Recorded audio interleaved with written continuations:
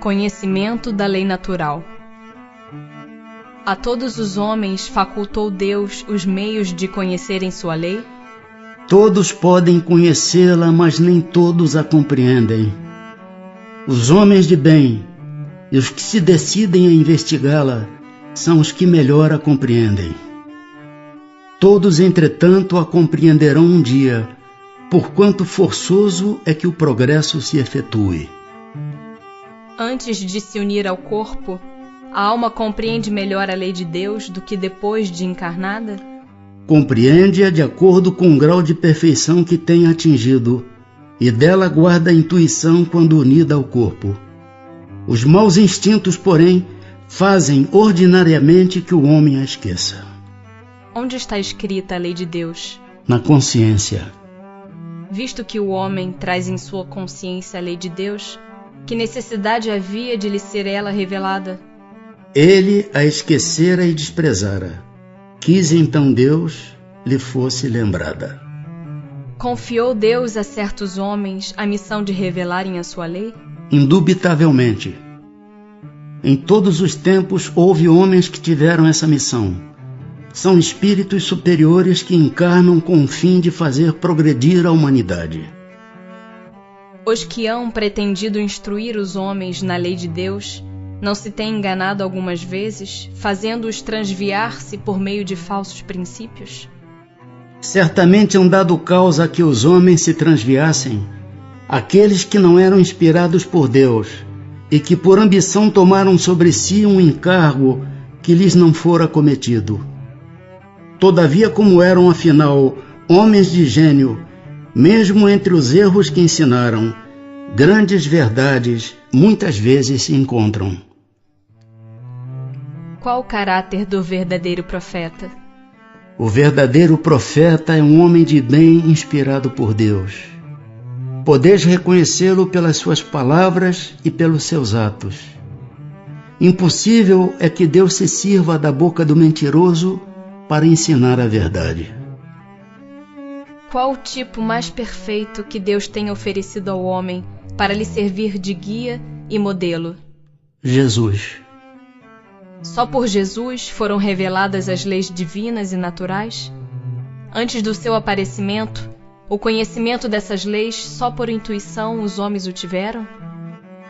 Já não dissemos que elas estão escritas por toda parte? Desde os séculos mais longínquos, todos os que meditaram sobre a sabedoria hão podido compreendê-las e ensiná-las.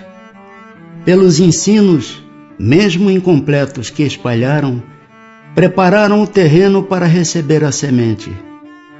Estando as leis divinas escritas no livro da natureza, possível foi ao homem conhecê-las, logo que as quis procurar.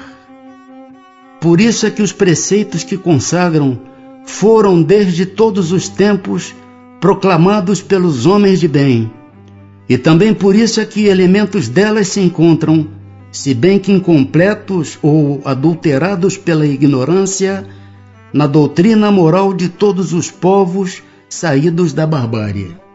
Uma vez que Jesus ensinou as verdadeiras leis de Deus, qual a utilidade do ensino que os espíritos dão? Terão que nos ensinar mais alguma coisa? Jesus empregava frequentemente na sua linguagem alegorias e parábolas, porque falava de conformidade com os tempos e os lugares. Faz-se necessário agora que a verdade se torne inteligível para todo mundo. Muito necessário é que aquelas leis sejam explicadas e desenvolvidas. Tão poucos são os que as compreendem e ainda menos os que as praticam. A nossa missão consiste em abrir os olhos e os ouvidos a todos, confundindo os orgulhosos e desmascarando os hipócritas, os que vestem a capa da virtude e da religião a fim de ocultarem suas torpezas. O ensino dos espíritos tem que ser claro e sem equívocos, para que ninguém possa pretextar ignorância e para que todos o possam julgar e apreciar com a razão. Estamos incumbidos de preparar o reino do bem que Jesus anunciou. Daí a necessidade de que a ninguém seja possível interpretar a lei de Deus ao sabor de suas paixões, nem falsear o sentido de uma lei toda de amor e de caridade. Porque a verdade não foi sempre posta ao alcance de toda a gente. Importa que cada coisa venha a seu tempo. A verdade é como a luz. O homem precisa habituar-se a ela, pouco a pouco. Do contrário, fica deslumbrado. Jamais permitiu Deus que o homem recebesse comunicações tão completas e instrutivas como as que hoje lhe são dadas. Havia, como sabeis na antiguidade, alguns indivíduos possuidores do que eles próprios consideravam uma ciência sagrada e da qual faziam um mistério para que aos seus olhos eram tidos por profanos. Pelo que conheceis das leis que regem estes fenômenos, deveis compreender que esses indivíduos apenas recebiam algumas verdades esparsas dentro de um conjunto equívoco e, na maioria dos casos, emblemático.